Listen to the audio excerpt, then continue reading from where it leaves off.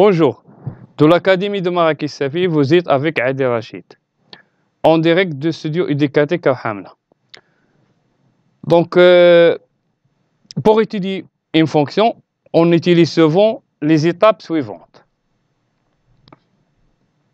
Première étape, recherche domaine de définition de la fonction df. Si la fonction est écrite sur la forme 1 sur u, alors u doit être différent de 0. Si la fonction écrite sur la forme racine carrée de u doit être supérieur à 0 ou égal. Si la fonction écrite sur la forme racine carrée 1 sur racine carrée de u, alors u doit être supérieur strictement à 0, etc. Deuxième étape, recherche domaine d'étude. Domaine d'étude, en étudiant la parité, est-ce que f pair ou bien impair, les éléments de symétrie, l'axe de symétrie, c'est-à-dire la droite d'équation x égale à a, ou bien est-ce que la courbe admet un centre de symétrie, oméga, un centre de symétrie, c'est un point. CF ne possède aucune de ces propriétés, alors le domaine d'étude, c'est exactement le domaine de définition. Troisième étape, calcul des limites aux bornes.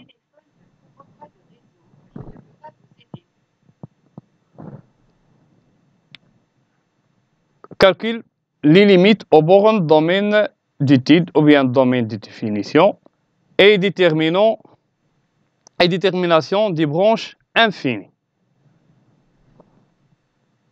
Quatrième étape, l'étude de la dérivabilité à gauche, à droite ou un ou plusieurs points pour déterminer les équations des tangentes ou des demi-tangentes.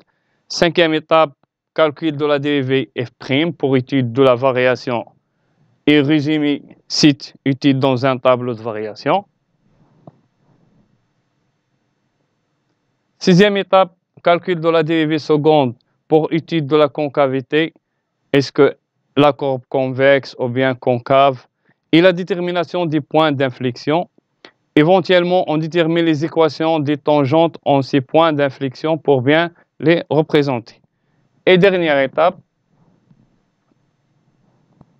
on trace la courbe sur un repère orthogonal en général. Donc, on commence par choisir un repère adapté. On trace les asymptotes, on trace les tangentes représentées par des doubles flèches centrées sur le point de tangente, les demi-tangentes par les flèches ou les demi-tangentes verticales par les flèches suivantes. Voilà, et on représente les points remarquables, les extrémums avec leurs tangentes horizontales, points d'inflexion avec leurs tangentes, les points d'intersection avec les deux axes du repère. On trace l'allure de la courbe en se basant sur le tableau de variation. N'oublions pas les branches paraboliques qui font partie de la courbe. Et voici un exemple d'application.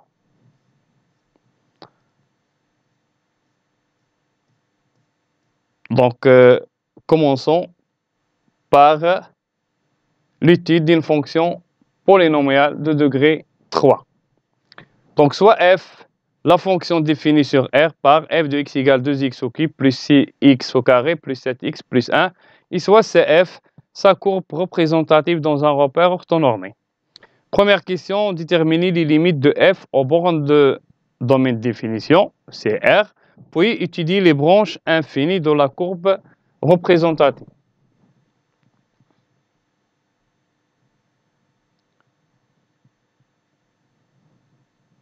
Voilà, donc on a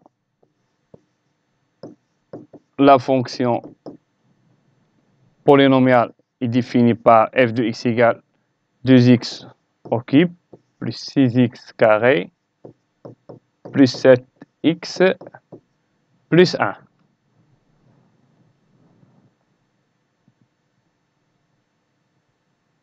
Donc, puisque f est un polynôme, alors son domaine de définition est R. R, c'est l'intervalle, bien sûr, moins l'infini plus l'infini. Calculons la limite de f de x quand x tend vers moins l'infini.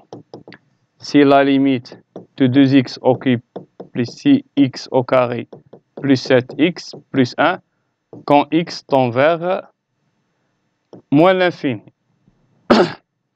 Puisque la fonction est un polynôme, alors la limite au moins l'infini est égale à la limite du terme le plus haut degré, qui est 2x au cube. La limite de x au cube quand x tend vers moins l'infini, c'est moins l'infini. Donc CF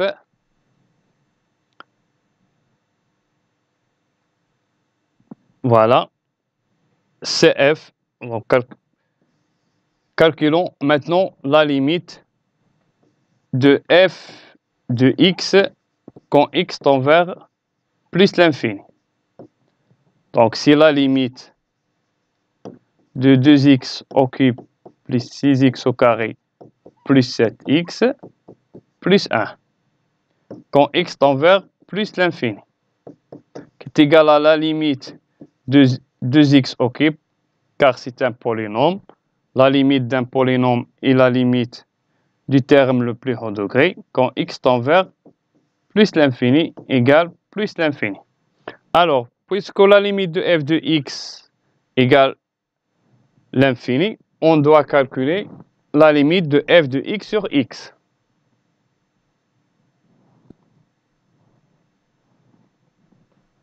Donc, la limite de f de x sur x quand x tend vers moins l'infini est égale à la limite de 2x au cube plus 6x carré plus 7x plus 1 sur x quand x tend vers moins l'infini, qui est égal à la limite, donc c'est la limite d'une fonction rationnelle. On prend le terme le plus haut degré au numérateur et le terme le plus haut degré au dénominateur, qui est égal à la limite. On simplifie par x, il nous reste 2x au carré, qui tend vers plus l'infini lorsque x tend vers moins l'infini. De même pour la limite de f de x sur x quand x tend vers plus l'infini, c'est la limite de 2x au carré quand x tend vers plus l'infini égale plus l'infini. Alors, on résume. On a la limite de f de x quand x tend vers moins l'infini est égal à plus l'infini, à moins l'infini.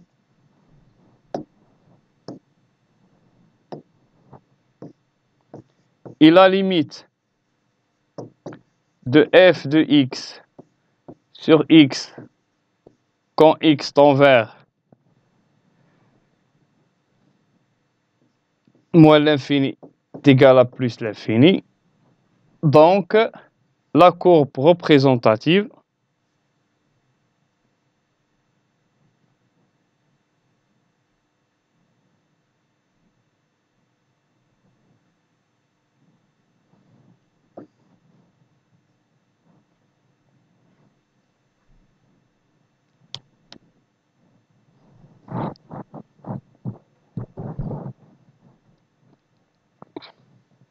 stable. Très bien.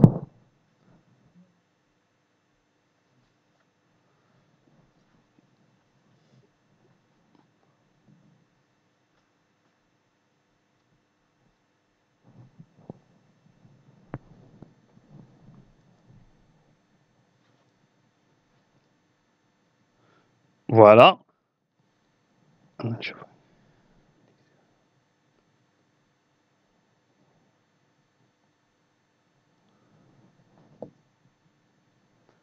Donc, on a dit que la limite de f de x quand x tend vers moins l'infini, on a trouvé que f de x égale moins l'infini. Et de même, la limite de f de x sur x quand x tend vers moins l'infini égale plus l'infini. Alors, c'est f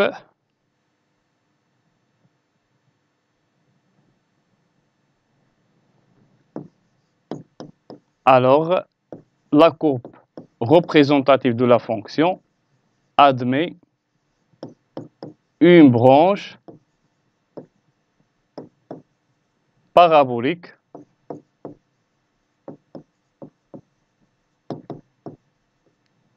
de direction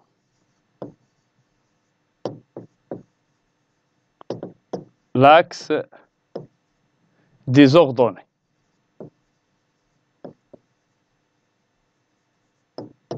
Voilà. Au voisinage de plus l'infini, même, et aussi au voisinage de moins l'infini. Deuxième question. Donc, dressez le tableau de variation de f. Donc, on a la fonction f de x égale 2x au cube plus 6x au carré plus 7x plus 1.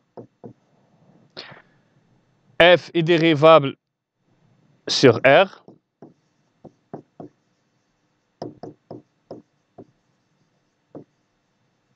Car c'est un polynôme.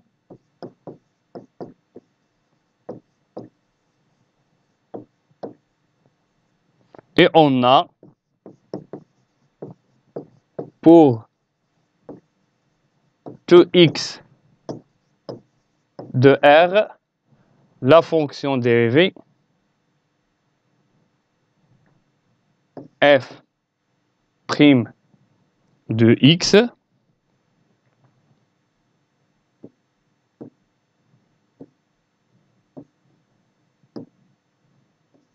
f' de x égale, donc 2x au cube, 6x au carré, car la dérivée de x au cube, 3x au carré. La dérivée de x au carré ici, 2x, 2 fois 6, ça fait 2x, plus 7. Voilà. Maintenant, on va étudier le signe de f' de x.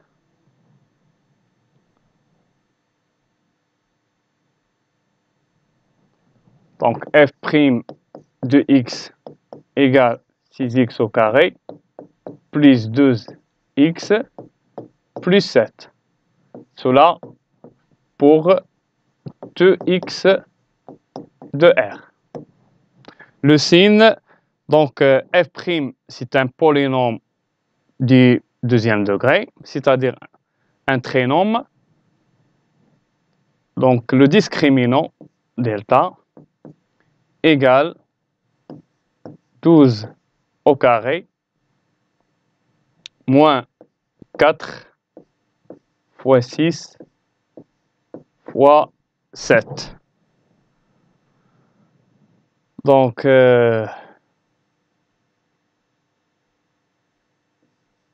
140. Donc, 6, 42, 168. Alors, delta est négatif. Donc, le signe de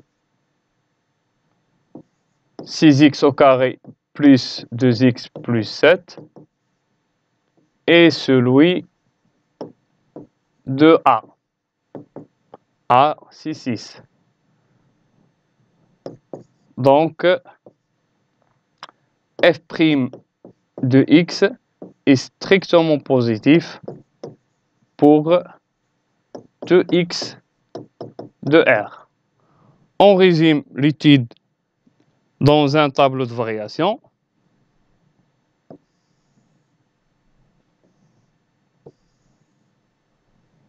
Donc, x varie de moins l'infini jusqu'à plus l'infini. Dans la deuxième ligne, on met la fonction dérivée qui ne s'annule pas et toujours de signe positif, puisque la fonction dérivée est positive, alors f de x est strictement croissante sur l'intervalle moins l'infini plus l'infini, c'est-à-dire sur R. On a déjà trouvé que la limite de moins l'infini est égale à moins l'infini et la limite en plus l'infini égale plus l'infini. Troisième question. On admet que l'équation f de x égale à 0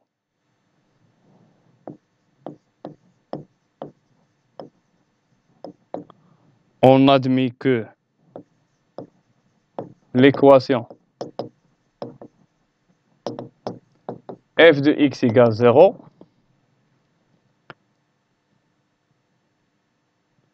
admet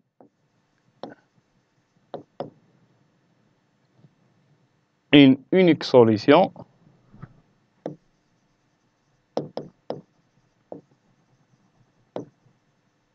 alpha qui appartient donc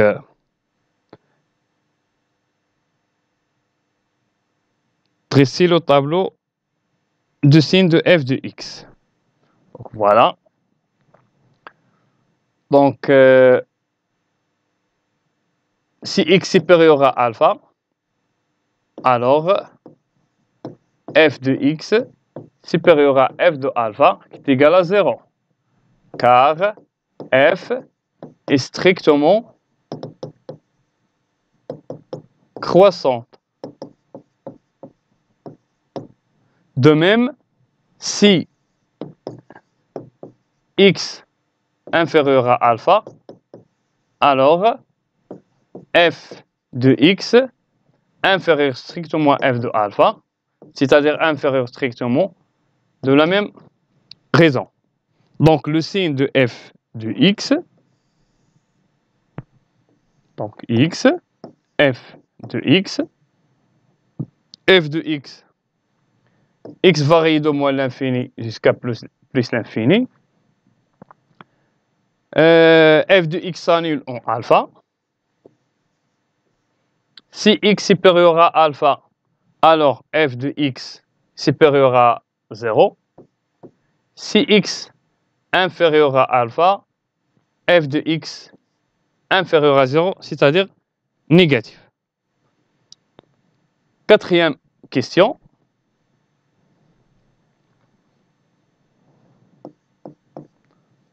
Montrer que CF, montrons que CF, la courbe représentative de la fonction, admet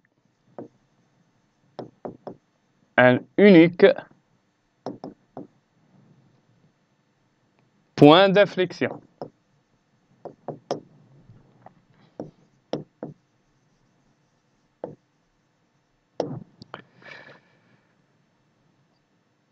Voilà. Donc, on a f de x égale 2x au cube plus 6x au carré plus 7, x plus 1.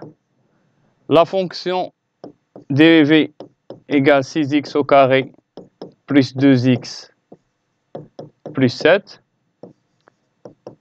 La fonction f, deux fois dérivable car c'est un polynôme, et la dérivée seconde égale 12x plus 12, est égal à 12 facteur x plus 1.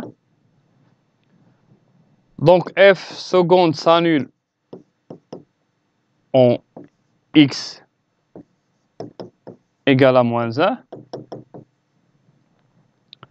et change de signe.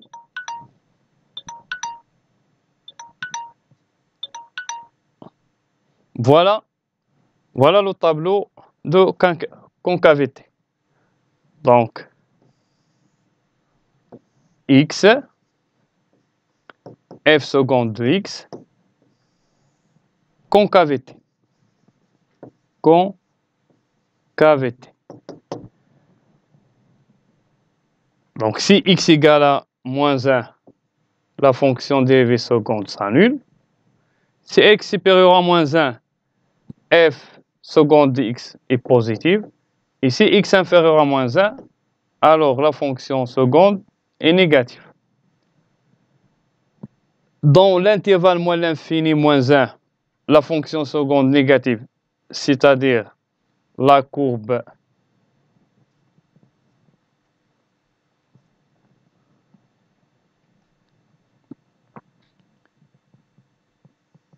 est concave. Et sur l'autre intervalle, puisque la fonction seconde positive, alors la courbe est convexe.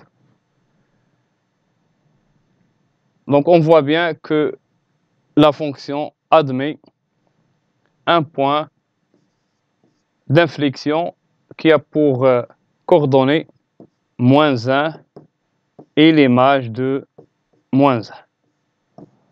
L'image de moins 1. Voilà, car la fonction seconde s'annule en moins 1 et changeons de signe. Dernière question, construire la courbe CF. Donc, on donne alpha à peu près moins 0,6. Alors, donc, dans un repère,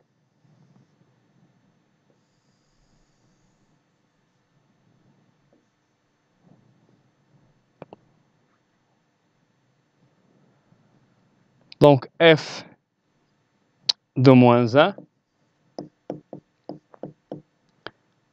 c'est moins 2 plus 6 moins 7 plus 1. 4 moins 3 moins 2.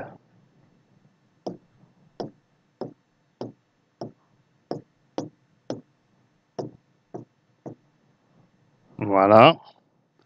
Donc, l'image de moins 1, c'est moins 2.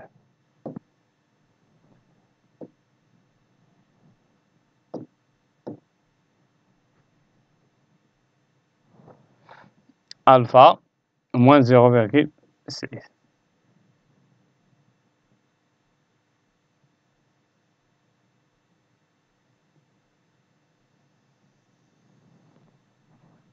Voilà la courbe représentative de la fonction.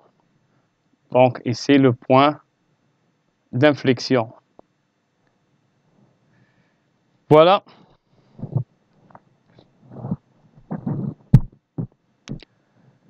Notre vidéo touche à sa fin. Au revoir.